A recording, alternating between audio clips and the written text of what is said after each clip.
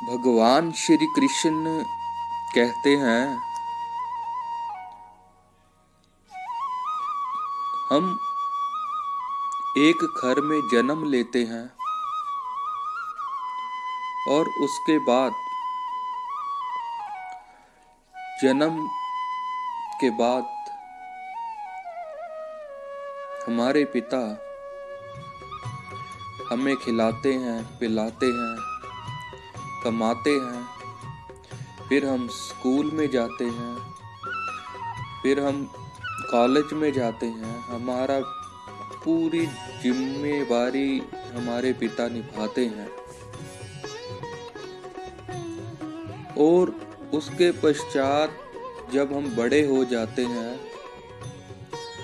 तो हमारे पिता मान लो कारोबार में नुकसान हो जाता है या शारीरिक तौर पे कुछ प्रॉब्लम आ जाती है, दिक्कत आ जाती है, तो हम लोग घबराहट में इधर उधर भागते हैं, इधर उधर देखते हैं। कभी किसी दरबार पर जाते हैं, कभी किसी दरबार पर जाते हैं, लेकिन हम अपना पिता नहीं बदल सकते। उसी तरह भगवान का भी हमारे जीवन में यही महत्व है कि पूरी जिंदगी भगवान आपका साथ देता है। जब थोड़ी सी दिक्कत आती है तो हम अपना भगवान ही बदल लेते हैं। क्या हम अपने पिता को बदल सकते हैं? क्या हम अपने पिता को बिस्तर पे पड़े हुए छोड़ सकते हैं?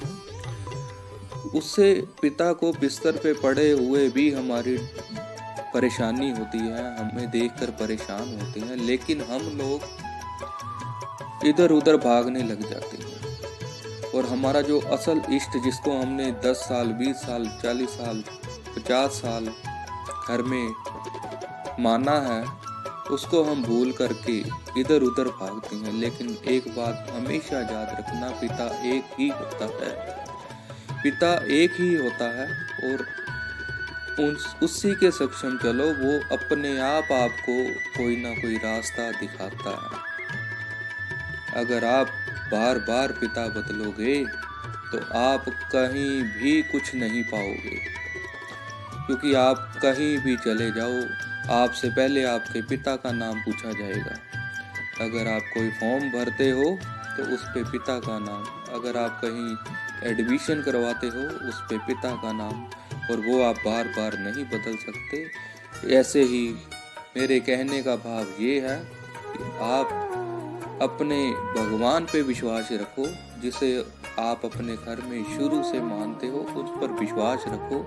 जब हम दुआ करते हैं तो यही मानते हैं कि आप हमारे पिता हो, अपने बच्चों की रक्षा करो, तो फिर आप बाहर क्यों भागते हो? तो मेरी प्रार्थना है, अपने परमात्मा पर, अपने इष्ट पर विश्वास रखो और वो आपके सारे कार्य पूर्ण करेंगे।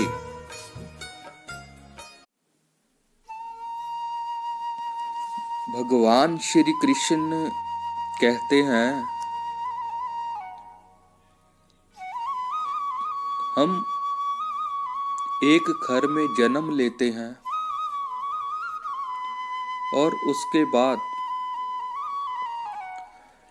जन्म के बाद हमारे पिता हमें खिलाते हैं, पिलाते हैं, कमाते हैं, फिर हम स्कूल में जाते हैं, फिर हम